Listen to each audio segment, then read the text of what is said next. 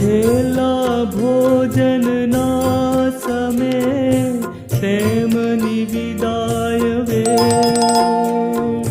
ઈસુ ત્યાં ઉઠ્યા હતા હૈયે છલકે